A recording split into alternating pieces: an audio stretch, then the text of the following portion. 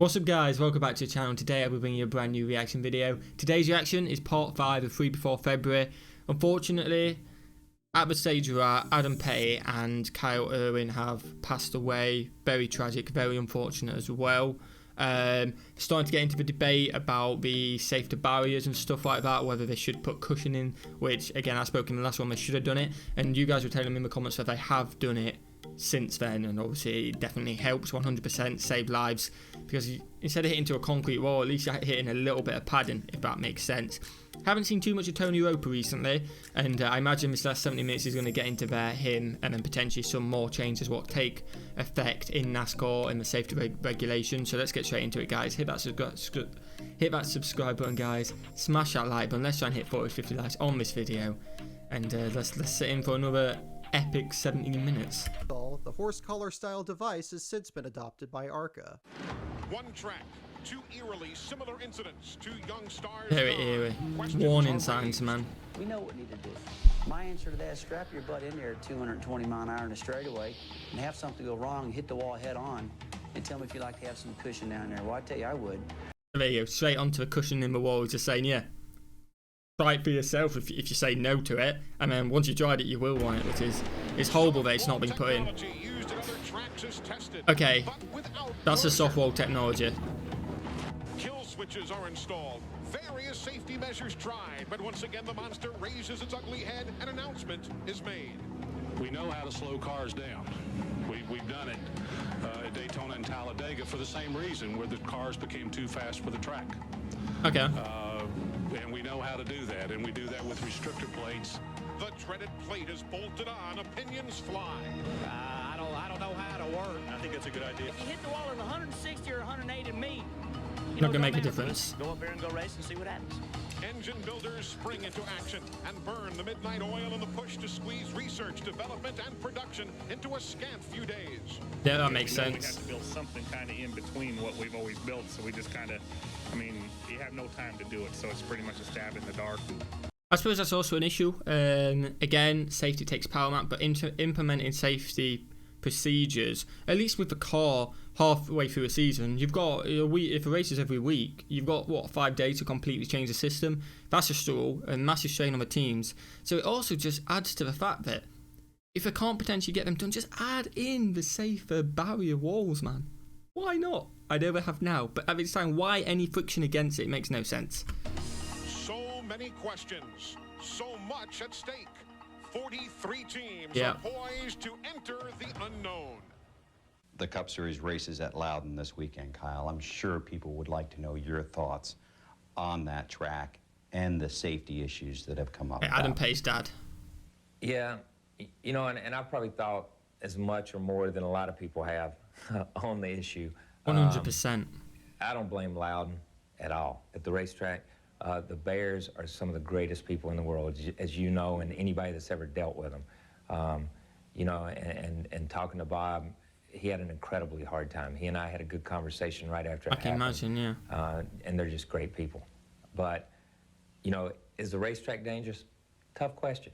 They run 10 million miles there and nothing ever happened, you know? And all of a sudden, you have 2 wrecks, you know, within a short period of time, so everybody's up in arms. This is amazing as well. The fact that it's coming from Kyle Petty. Like, this isn't just somebody who hasn't raced before. Not someone on the sides just going, there's been however many 100 miles raced before, never a crash. You've had 2. Yes, it's tragic. It's just a coincidence. It's not someone just saying that. This is someone who's felt firsthand the traumatic experiences from obviously his son passing away at this course. And he's using a little bit of logic. I get that. And he is absolutely fair play to him, because it must be hard for him to sit there and just be like, logically. He is applying a lot of logic, yes. But they can implement safer things. Why not? Why not? And at the end of the day, you guys were saying you can't beat science. It's a dangerous sport no matter what track you're at. It's bound to happen potentially. Fingers crossed not anymore with the safety regulations. But back then it was bound to happen at any track. It just happened at the same track, you know. But that takes a lot of mental strength and a lot of character to be able to look at the other side as well, especially when you've been on such a traumatic end of the crashes, if that makes sense. Like, fair play to the dad. Huge respect. Can we be safer? Yeah. Can the racetrack be safer? Yes.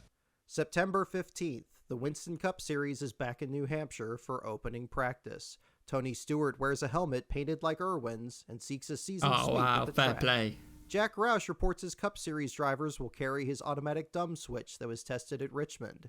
Joining them will be Ricky Rudd, Bobby Labonte, Tony Stewart, and Elliott Sadler. Okay. Roush has 14 more of the switches available for the 35 remaining drivers entered in the race. By October 1st, he'll have enough for a full 43-car field. The Nice, opening not long away, practice then. comes and goes without serious incident. Bobby Labonte wins the pole. Steve Grissom just misses the cut in Kyle Petty's car. Ted Musgrave qualifies 11th with what was once Kenny Irwin's team, matching Irwin's own season-best start at Dover. In the wake of Fitting, two fatal fitting, accidents Dave, here, fitting. last week NASCAR mandated the use of restrictor plates to slow the cars down. Restrictor plates had never been used on Winston Cup cars at New Hampshire or even a track like this, and that has opened wide the gates of the great unknown. Teams have struggled with engine combinations, chassis setups, transmissions, and gear choices. Engines. Like I say, I bet going into this race, this might be one of the first races in maybe a while where it's like nobody knows who's going to be like, who's going to have the fastest car. Like potentially one car could have nailed it in the short time ahead, and they have the fastest car. I know you got restrictor plates, but you know what I mean, the weight handles. Like potentially it could have been open for anyone just to come through because teams have struggled to get full grips of it. If that makes sense. They're down 300 horsepower. As a result, fuel mileage is up. Some teams can go 25 laps further than ever before. Oh wow, Some adapted makes sense. Daytona So engines to here. Others adapted unrestricted engines to a plate. Everyone is running a combination they never ran before. Talk in the garage today is that the race could go to someone experienced and successful in cars with less power. NASCAR Busch Series cars, someone like Mark Martin. The advantage could go to those who have expended extraordinary effort, like Steve Park and Jeff Burton, who tested at a similar track in Milwaukee. All hope that their car will be fastest, but mostly all hope that the race will be safe. that's the main Just thing. let them race safe. On But fair Sunday, play to defending everyone. race winner Joe Nemechek Fair climbed play to everyone actually putting in the extra effort, because this is an opportunity, you know. Putting aside the safety and stuff like that, you think this is an opportunity that I may not have the fastest car in the field. I may not have the best car in the field. But with a bit of experience of smart driving, if other cars are struggling, I could get my first win under my belt or get another win, you know what makes sense? So a fair play to that, but again, safety 100% number one. times from 30th to 9th. John Andretti starts 31st and finishes 7th. But outside pole sitter Jeff Burton leads all 300 laps and wins under caution, NASCAR's first flag-to-flag performance since 1978. Oh wow, fair play. Curiously, Burton is actually the most outspoken driver on the subject of safety and faces stiff opposition from his fellow competitors. And I was hearing a lot of things that I just plain and simple disagreed with. And I thought that it needed to be said. And it wasn't acceptable to lose Adam Petty. It wasn't Love that. acceptable to lose. Love of the drivers speaking out as well. Unfortunately, in my opinion, it's not acceptable. When right, it's not acceptable anyway. Let's just get that clear. It's not acceptable no matter what. But unfortunately, in life, you've got to go through tragic events sometimes to then put the safety car. So once Petty's gone, just put in the safer wall. Like I don't get why that isn't put in straight away at every track. It shouldn't be a death if that makes sense. So then it's even more unacceptable. Not because of who it is, but because of the fact that you've allowed a second person to die from potentially the same incident, if that makes sense. Completely agree. You know, anybody. That wasn't acceptable. And it wasn't okay to just say that's part of the sport. And it wasn't okay to say, well, they're young and not big enough. And like, no, that's crazy. In the end, no one, not even the winner of the race, leaves New Hampshire happy, but everyone feels like they've dodged a bullet. Yeah, everyone's safe. That's the main thing. Martin, Shepard, yeah, Morgan. Oh, there was a part 4. I completely missed this. Okay, towards the end, we got a little bit extra of part 5. Shepard That's okay. missed the race 12 minutes again. left. You can see it. It's averaged 11 drivers per race for the last 5 events now. 55 guys have gone home. Wow. 5 days after the New Hampshire race, Tony Roper fails to qualify for the Truck Series race at Dover, one of 11 drivers sent home. His next attempt will be in 3 weeks at Texas. The O'Reilly 400 is the next to last race on the truck schedule, where Greg Biffle carries a 290-point lead over Mike Wallace for the championship. That sounds like a big Roper lead. qualifies 15th in the field, while 8 drivers are sent home, including Morgan Shepard and Carl Long. On lap 2, Roper misses a 10-truck pileup on the backstretch. On lap 26, he's in 17th, 18 seconds back of the lead, and closing on a pack of trucks. That is Tony Roper in the Oh, no. Brothers truck, and It is torn up. Now there's flames coming out of the underneath side. And let's go back a second, because Bisford tension could be the crash. It kind of came out of the blue, to be honest with you. But was it a stuck throttle again? Sent home, including Morgan Shepherd and Or did he Carl just Long. get pushed out of the way? On lap 2, Roper misses a 10-truck pileup on the backstretch. On lap 26, he's in 17th, 18 seconds back of the lead, Not sure. and closing on a pack of trucks. Again, the fact that he missed a crash is similar to Dale Earnhardt. Like, you miss a crash, every time you think, wow, that's lucky, I'm still in the race, I've missed a crash. But if this is what I think it is, it's just wish you got hit by that first one and came out okay. It's mental how the world works sometimes. that is Tony Roper in the Mittler Brothers truck, and it is torn up. Now there's flames coming out of the underneath side, and the window net is not down. That is the signal to officials that he is okay. Okay. Meanwhile, the other truck involved for sure was the 43 of Steve Grissom. You guys are going to have to explain it to me. So the window net isn't down, so that's a signal he's okay. Don't get that. There may have been one other one. You can see parts all over the front straightaway. It's our second caution of this race. Mike Mittler, whose pit stall is directly across from the accident scene, doesn't think the wreck is too bad. But Dean Roper, spotting for his son from the tower overlooking the track, doesn't hear Tony over the radio. He joins the family in rushing to the hospital. Emergency crews end up cutting a hole in the roof and lifting Roper out on a backboard. He's transported by ambulance out of the track. By the time he reaches Parkland Hospital, it's clear how serious the injury is. The impact has broken his neck and stopped the flow of blood to his brain. Absolutely horrible, man. Absolutely horrible. He's breathing with the help of a respirator. The weekend in racing began with tragedy. NASCAR Truck Series driver Tony Roper suffered fatal injuries during Friday's O'Reilly 400 in Fort Worth after a head-on crash into the wall at Texas Motor Speedway. Roper was trying to maneuver through traffic when he touched another truck and lost control on the 32nd lap of the event. Okay, he lost control. He wasn't stuck for or anything, but still, he's gone into the wall, man. Safety walls. I can't remember what you call safety barriers, cushioned walls. It saves lives. It really does. You guys were telling me they had time to implement it at every single fucking racetrack. Why not? It costs money, but safety is more important than money. He passed away on Saturday, the first fatality in the 3.5-year history of the track. At 11:55 a.m. the next day, Roper dies at age 35. Awful, man. Without a basilar skull fracture, as in Petty and Irwin, the impact is similar in speed and angle, and the injury is similar to Scott Baker's fatal injury at the ARCA race at Toledo back in June. Roper's death is another shock of reality to the NASCAR community. A third different driver is killed from a head-on impact with the outside wall. This time, it's not at New Hampshire, and not during practice. Again, it just shows it's not just that track. Yes, it too happened to that track. It's any wall where you can cushion it. It's potentially going to be a disaster going at them speeds. It really is. The issue is now clearly more than a track with a treacherous turn. It is something that could happen anywhere, at any time, to any driver. While this makes Roper's death perhaps the most critical of the three, it is nevertheless overlooked. Because the very next day, this happens. 3 Chevrolets on the final lap at Talladega. Okay, so that's down up from see what happens. $7 million and $1 million bonus for Dale Earnhardt if he can hang on. Okay. The No. 5 contender, Mr. Restricted Place, Dale Earnhardt comes down and will take his 10th career victory at Talladega. 3 days after Earnhardt's win, Tony Roper's memorial service is held in the gymnasium. Okay, so I don't get that though. I don't get why the context of Earnhardt. Maybe I'm completely wrong. Let me just listen again. Sorry, guys. It's overlooked because the very next day, this happens. Oh, it was potentially overlooked a little bit because Earnhardt won it, and that kind of takes it away from that a little bit. Is that what we're saying? Let me know in the comments. I might be a little bit confused. I'm sorry about that, guys. Chevrolets on the final lap at Talladega. $2.7 million and $1 million bonus for Dale Earnhardt. Wow, that's a lot of money for winning that. The No. 5 contender, Mr. Restricted Place, Dale Earnhardt comes down and will take his 10th career victory at Talladega.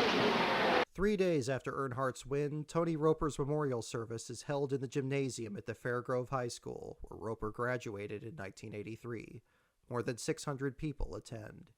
In the days that follow, Roper's website receives more than 1,600 messages and emails. Wow. So many that the webmaster has to start a third message board. He wasn't ever going to make Cup, and he had resigned himself to that, says Tony's uncle Dale Roper. But like movie stars, very few make it at the very top level. But you can still make a very good living by being a supporting actor. Yep, completely agree with that. And even though he didn't make it to the Cup, or at least he didn't make it in the Cup, he still absolutely loved racing. Racing was his thing, and tragically passed away doing the same thing as the others, whether it's a top level or not. It's still the same tragedy, and it's still prevented potentially the same. His racing families, past and present, converged on his hometown of Fairgrove, Missouri, to say goodbye. In all, over 3,000 people paid their respects. Tony Roper was well liked, and he was well remembered. At the funeral, his wife Michelle bravely addressed us and reminded, Tony always saw the best in everything, and Tony Roper loved everyone. Great person. Thanks, Tony, for sharing your life with so many of us. A week after Roper's accident, the Busch Series Ladies Association distributes decals in memory of Roper that run on the Busch Series cars at Rock. Busch Series Ladies? I thought they were mixed. I thought women drove with, or is it just the association of the women drivers in the Busch Series? Let me know, guys. Rockingham, then again for the Truck Series finale at Fontana. The Mittler team doesn't run that week and returns for the 2001 season opener at Daytona. That's a tough one to return for as well, isn't it? That definitely is a tough one to return for. Wow. Gunselman debuts the new truck number 63. In this race and in each one for the next 17 years, every one of Mittler's trucks will carry Roper's name. Wow, fair play. There's no doubt in my mind that he would have been a superstar as a crew chief, says Mittler. He had the knowledge and the work ethic. On October 22nd, Kyle and Patty Petty found the Victory Junction Gang Camp.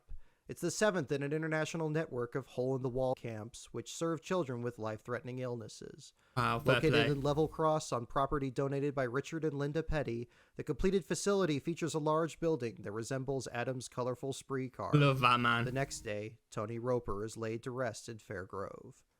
By season's end, Kyle makes 2 more Cup attempts, this time at Adams number 45. He makes the show at Martinsville and finishes 31st, then misses the field at Homestead. Both times, he runs the Pontiac that was brought to Charlotte, leaving Adams Chevrolet in the shop. Kyle's next attempt will be in a Dodge for the 2001 Daytona 500. Also among the Dodges will be a rookie, Jason Leffler, in the Chip Ganassi number 01. With Bell South merged into Tech Firm Singular, the team Leffler will drive for will be completely unrecognizable from the one Irwin drove just 7 months earlier. Over the offseason, NASCAR makes no new mandates regarding driver safety. While the stuck throttle issue has been addressed without being acknowledged, the rise in basilar skull fractures has not.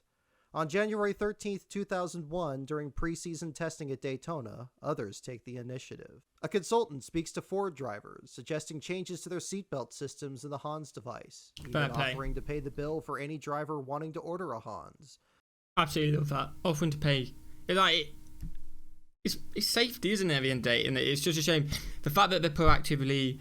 There's so many attempts going into 2001 that people going in wanting to pay for people. I know Dale Earnhardt didn't want it because it made him feel uncomfortable, and he wasn't a fan of it. Nobody wasn't a fan on safety. It was big on safety, but it just weren't comfortable. And eventually, he would have wanted, but just make it mandatory. Obviously, there's a big need for it. It's a solution. Whether you're waiting for the other one or not because you thought it would be better or cheaper. It is cheaper, but someone in the comments did say it wasn't really the fact that it was cheaper. They didn't the reason they were waiting for it because they thought it was better. But why not just put this in the meantime while they're waiting for the other one? It really, really makes sense. Among the few who pick up this offer are Ricky Craven and rookie Andy Houston, now teammates at PPI Motorsports. Ford also holds a meeting with Dr. Robert Hubbard, the professor of biomedical design research who is part of developing the Hans. He states that both Adam Petty and Kenny Irwin Jr. could have survived their accidents if they used his device. Despite these rumblings, NASCAR is still reluctant to mandate the Hans, and Mike Helton states he doesn't plan on making a decision for a few weeks. We are not... Just why not? Again, you guys know more than me. I'm just commenting from what I've seen here. To me, there may be a lot more ins and outs to it, so I may be quite naive just saying, just make it mandatory. I could potentially be very naive just saying that. Come on, man. A few weeks. It's like literally just we'll let them keep driving for a few weeks, risk their life for a few weeks, and then we'll make the decision. To me, I get it's a big decision, but it's safety safety's paramount, you know what I mean? Again, let me know in the comments if I'm very naive saying that, and if I am, I'm sorry. But as we see, they're playing with lives, not making that decision, and obviously what happens, which makes them make it mandatory. And again, tragedy has to happen for change. It does. It's such a shame it does. But 2 events has already happened. They've stated if they had it, they might not have died. Like, mind-blowing to me, really is. Not in a position today to make any changes, he says on January 30th. We just haven't seen anything yet that's not got something with it that gives us concern. Larry Woody, a veteran writer for the Tennessean, expresses his frustration over a lack of response by NASCAR. All the talk and attention that swirled around the issue of NASCAR safety last year seems to have cooled, unfortunately. It shouldn't take another racetrack tragedy to refocus attention. It shouldn't, you're right. Efforts shouldn't lag in trying to find ways to build safer track walls, reliable ways to prevent stuck throttles, dependable helmets and harnesses. What were sizzling issues in the wake of last year's driver fatalities seems to have been all but forgotten amid the excitement swirling around the start of a new season and the attendant Daytona 500 dazzle. That's what happens. You leave it too long, it gets forgotten. Goes to print on February 6, 2001, just 12 days before the 43rd Daytona 500. Such a big statement and a true statement. On deaf ears. This is undoubtedly one of the toughest announcements that I've ever personally had to make. But after the accident in turn 4 at the end of the Daytona 500, we've lost Dale Earnhardt. Over the last 2 decades, NASCAR has advanced the narrative that today's push for safety began with these words. An unthinkable tragedy followed by unprecedented action, creating a sport made better by lessons learned and measures taken. Again, it's such a shame, Earnhardt's death. It's a tragedy, and it was a catalyst for change. But it's not like there were warning signs before. 3 people passed away, and they're saying before this race, literally 12 days before the race, putting an article out about it. And I guess they know they've messed up, not making it mandatory. They know they haven't done enough going into this, which is such a shame. So they are just putting it all on this one incident, saying this was a catalyst for change. And I imagine that's potentially why they were 3. Like, I didn't know about they were 3. Until you guys got me to react to this, and I imagine that's why. Again, Dale Earnhardt was the biggest star at the time, so I get why there's more focus on that. But there's not much focus on the other thing, and catalyst to change. It doesn't mention the other things from what I've heard, and I completely get that because it's kind of covering the tracks, if that makes sense, which is such a shame. It really is. The Hans device, safer barriers, the car of tomorrow. Earnhardt's legend is allowed for this. When we lost the Intimidator, the tragedy was already so massive in scale, a larger-than-life driver dying in the sport's biggest race from a seemingly ordinary accident. But the more we've replayed it in our collective memory, it's grown impossibly larger. It's now treated as though free from context, separate and apart from the 3 clear warnings that came before it. I was just saying, yeah. To this day, NASCAR continues to have a hard time dealing with the harshest realities of its sport. At the NASCAR Hall of Fame, the only monument to the 82 drivers who have died at NASCAR's sanctioned competition is a copy of the Earnhardt Report under glass, 1 volume open to the first page, its statement of facts laying out nothing more than the story we already know. It's as if no other driver had ever died in all of NASCAR history. Again, it's just a shame. It really is. Like, for all the legend Dale Earnhardt is the 81 before that are still huge as well. And again, I feel like I said before, they're focusing on this one the most because obviously it was a phase, but nothing's happened since. So it's like it was a catalyst of change. If you start mentioning all the others and what happened, and you get into the story that this documentary has, it goes, okay, you're looking at it, go, okay, well, why did 40? Well, obviously in this case, why did 3 extra people die after the first one potentially should have been put in? Why did an extra person die after them 3? It's not a good look, 100%. It's like, why can't catalyst for change happen sooner when tragedy happens? And it's strange that they don't have. I'd have expected a different monument for every single driver, something like that, just as out of respect. If they're going to do it as a whole, at least mention it. A bit strange to me, a bit strange. But fair play that they've got it right now. That is the main thing they have got right now. But to deny history this way is to be doomed to repeat it. And that is what happened on February 18th, 2001. Yep. It happened again on October 4th. Blaze Alexander, once a development driver for Team Sabco, collides with Kerry Earnhardt while battling for the lead at Charlotte. Alexander slams the wall nearly head-on, practically identical to the crash that killed Tony Roper less than a year earlier. It's just as identical an outcome. Alexander dies at 25. While the death happens in ARCA, It is this accident. Okay, yeah, someone did mention about Orca, so obviously Dale Earnhardt was the last in NASCAR, but again, why can't other sports learn from it? I don't know too much about Orca, but why can't other sports? Horrible, man, absolutely horrible. And not the 4 before it that finally convinces NASCAR to mandate the Hans device. Oh, it was that incident. It wasn't even Dale Earnhardt one. Wow. While the death happens in ARCA, it is this accident, and not the 4 before it, that finally convinces NASCAR to mandate the Hans device. Mate, I didn't realise that. I did not realise that. They have that death, which is the biggest one as well, and you talk, I've literally just saying about it's the biggest one, that finally changed, and it takes another, oh, that's horrible, man. That's wrong. It really is wrong, man. Hindsight's a beautiful thing, it really is, but that's wrong.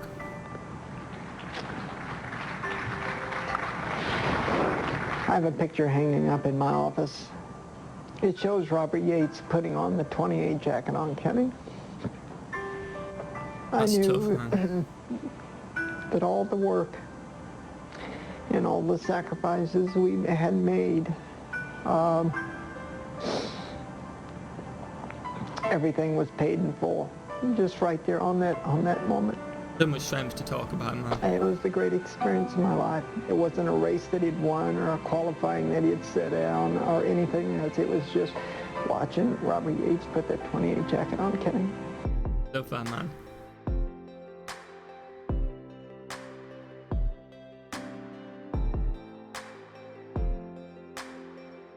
Wow, fair play to Kenny Irwin, man.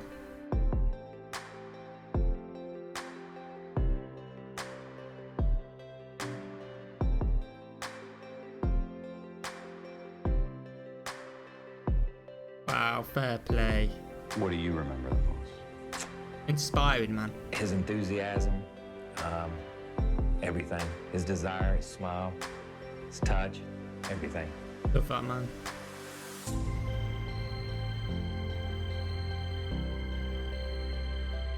Mate, fair play. He kept going till 2008 as well. Fair play to his dad.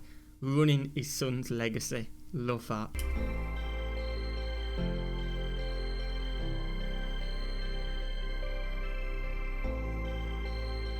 Okay, so divorce was just a shame, but they had a 4th child. That's nice.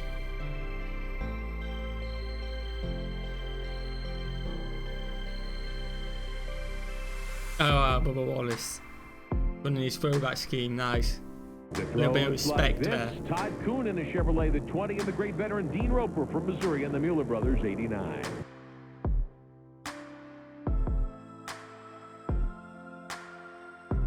Wow. Fair play to Dean Roper, man. Son's memory at age 62. That's absolutely mental. Oh, what? Oh my god, I hadn't read the second bit. What? What? That's horrible, man. Wow, heart attack. I hadn't read that second bit yet. That is tragic, man.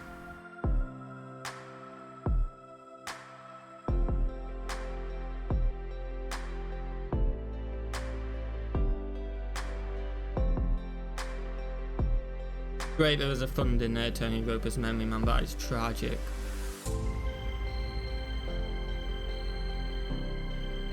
%, not forgotten.